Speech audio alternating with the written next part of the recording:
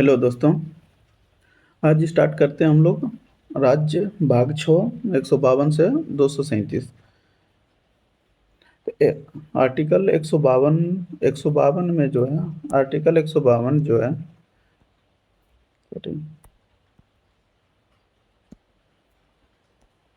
Article 152 में जो है परिभाषा दिया हुआ है। क्या चीज़ दिया हुआ है? परिभाषा। ये मतलब राज्यपाल, ये राज्य का परिभाषा दिया हुआ है। आर्टिकल 53 देखते हैं, राज्यों का राज्यपाल, भारत के राज्यों का राज्यपाल। आर्टिकल 54, पहले राज्यपाल के बारे में देखते हैं। राज्यपाल क्या था कि पहले एक राज्य के लिए एक राज्य के लिए एक ही राज्यपाल होता था।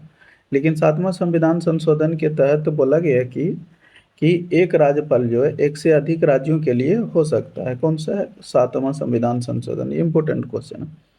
अगला क्वेश्चन देखते हैं कि 154 में दिया हुआ राज्य की कार्यपालिका शक्ति, कि उनका शक्ति क्या है। 155 में राज्यों का राज्यपाल की नियुक्ति दिया हुआ है। 156 में राज्यपाल की अवधि, पदावधि, यानी कि वो कितने साल के लिए रहेंगे, तो उनका जो 5 साल है वो।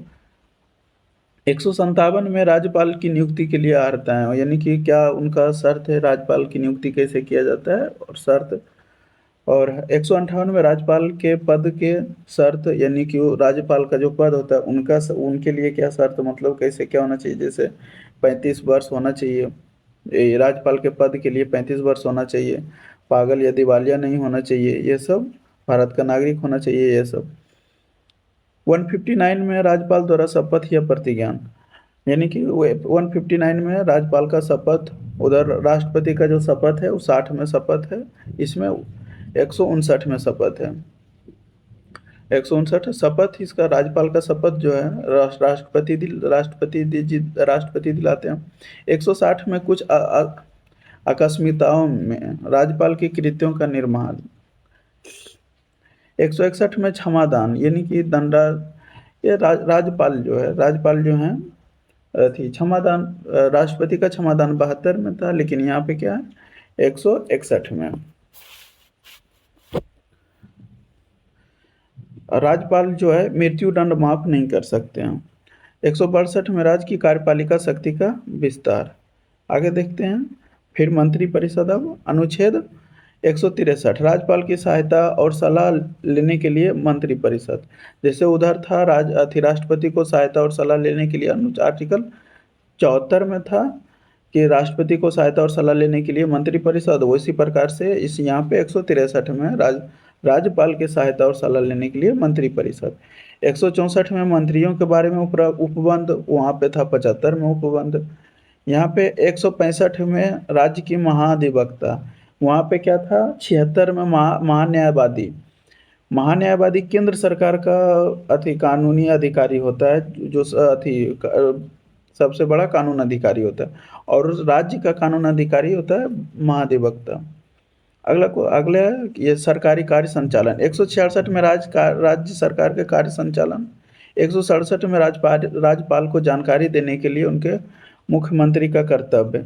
और उधर जो था, राष्ट्रपति को जानकारी देने के लिए प्रधानमंत्री का कर्तव्य था कितना, 78 में। और यहाँ पे है कितना, 167 में। अब राज्य का देखिए विधानमंडल, राज्यों के विधानमंडल का गठन। उधर इसका क्या चीज, हाँ, संसद का गठन था 79 में, यहाँ पे 68 में। 169 में राज्य में विधान परिषदों का उत्साधन या सृजन, यानी विधान परिषद, जैसे विधान परिषद अभी टोटल 6 राज्य में है। उसमें है बिहार है, यूपी है, तेलंगाना है, आंध्र प्रदेश है। बिहार, यूपी, तेलंगाना, आंध्र प्रदेश, कर्नाटक और एक महाराष्ट्र शायद, 6 राज्य में। विधानसभाओं की संरचना 170, फिर है 170 विधानसभाओं का संरचना। फिर 171 में विधान परिषदों की संरचना। 172 में राज्यों के विधानमंडल की अवधि। 173 में राज्य विधानमंडल की सदस्यता अर्हताएं। 174 में राज्य विधानमंडल के सत्र एवं सत्रावसान जैसे वहाँ पे था 85 में, तो यहाँ पे 174 में 17 बसान विधान, उधर था संसद का अथी 17 बसान विघटन, तो यहाँ पे राज्य अथी विधानमंडल के 17 बसान और विघटन। सदस्यों 175 में अभिभाषण उनके संदेश देने के लिए राज्यपाल का अधिकार, तो वहाँ पे था राष्ट्रपति का अभिभाषण 86 में था, यहाँ पे 175 में। राज्यपाल का विशेष अधिभाषण 176 है, तो उधर था राष्ट्रपति का विशेष अधिभाषण अभिभाषण 87 में था, तो यहाँ पे 176 में। 177 में सदनों के बारे में मंत्रियों और महाधिवक्ता का अधिकार है। अब राज्य के विधानमंडल के अधिकार के बारे में देख लेते हैं। विधानसभा का अध्यक्ष उपाध्यक्ष 178 में है, विधानसभा का अध्यक्ष और उपाध्यक्ष। 179 में है अध्यक्ष और उपाध्यक्ष रिक्त पद त्याग और पद से हटाना। 180 में है अध्यक्ष के पद के कर्तव्य का पालन करने की या अध्यक्ष के रूप में कार्य करने की उत्पादन ने उपाध्यक्ष या अन्य व्यक्ति की शक्ति। 181 में जब अध्यक्ष या उपाध्यक्ष को पद से हटाने का कोई संकल्पना विचाराधीन हो तब उस पर पीठासीन नहीं होगा। और उधर क्या था, उधर था कि यानी कि उधर यहाँ पे है 181, यहाँ पे यानी कि 181, अब वो उधर था 91 में था, नहीं 92 में पीठासीन नहीं होगा लोकसभा का। इधर है 182 में विधान परिषद और सभापति उपसभापति। 183 में विधान पर सभापति उपसभापति पद रिक्त होना या पद से त्याग से हटाया जाना। 184 में सभापति पद कर्तव्यों का पालन, सभापति के रूप में उनके कार्य, उपसभापति या अन्य व्यक्तियों की शक्ति। यहाँ पे भी जैसे संसद में पाँच गो का पैनल बनाया जाता है, यहाँ पे भी 5 गो का पैनल बनाया जाता है। 185 में जब सभापति या उपसभापति को पद से हटाने का कोई संकल्पना विचाराधीन हो तो उस पर पीठासीन नहीं होगा। कितना? 185 में।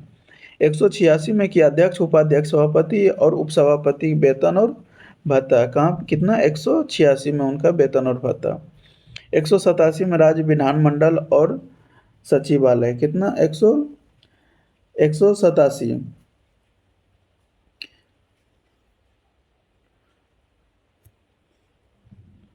आगे देखते हैं 188 में सदस्यों द्वारा शपथ एवं प्रतिज्ञान। 188 यानी कि इनका जो विधान परिषद का जो सदस्य है उनके सदस्यों का यानी कि ये सदस्यों का शपथ और उसके बाद उनका शपथ पत्र और प्रतिज्ञान। 189 में सदस्यों में मतदान रिक्तियां होते हुए भी सदनों का कार्य करने की शक्ति और गणपूर्ति वही बताए थे इसके अगले वीडियो में 1/10 होता है। जब तक पूरा सदस्य का 1/10 उपस्थित नहीं होता है तब तक सदन आगे कार्य नहीं करता है। सदस्यों की निर्भरता है ये 190 में स्थानों का रिक्त होना। सदस्यों 191 में सदस्यों का निर्भरता यानी कि उनका क्या क्या थी है सदस्य। 192 सदस्यों की निर्भरता से संबंधित प्रश्नों का निर्णय। आगे देखते हैं 194 विधानमंडलों के सदस्यों की तथा उनके सदस्यों और समितियों की शक्ति और विशेष अधिकार। 195 सदस्यों के वेतन और भत्ते। 195 वेतन और भत्ते। 196 विधेयक को पुनः स्थापन और पारित करने के लिए किए जाने के संबंध में उपबंध। 197 धन विधेयक से विभिन्न विधेयक के बारे में विधान परिषद की शक्तियों का निर्बंधन। 198 धन विधेयक के संबंध में विशेष प्रक्रिया। 199 धन विधेयक की परिभाषा। 200 में विधेयकों की अनुमति। तो विधेयकों की अनुमति कौन थी? विधानसभा के जो अध्यक्ष होते हैं वो देंगे। 201 में विचार के लिए आरक्षित विधेयक यानी कि 201 में जो है राज्यपाल जो है किसी विधेयक को राष्ट्रपति के लिए आरक्षित रख सकता है।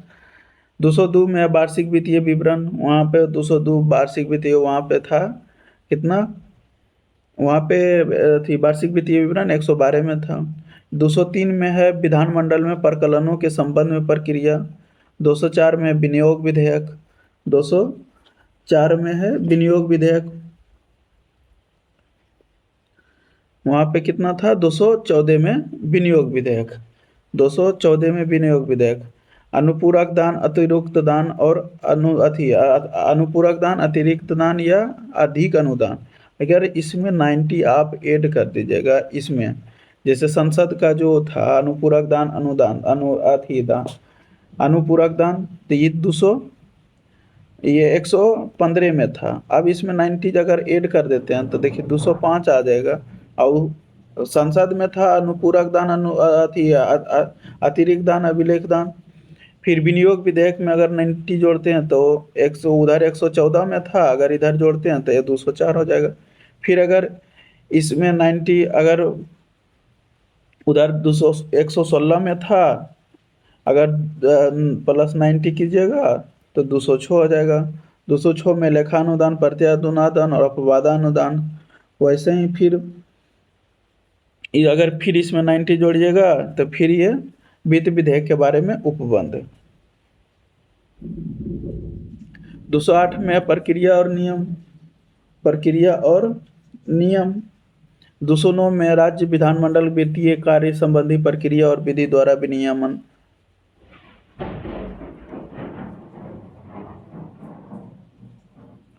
210 में विधानमंडल में प्रयोग की जाने वाली भाषा। 211 में विधानमंडल में चर्चा तथा निर्बंध। 212 में न्यायालयों द्वारा विधानमंडल के कार्यवाहियों की जांच न किया जाना। 212 में उधर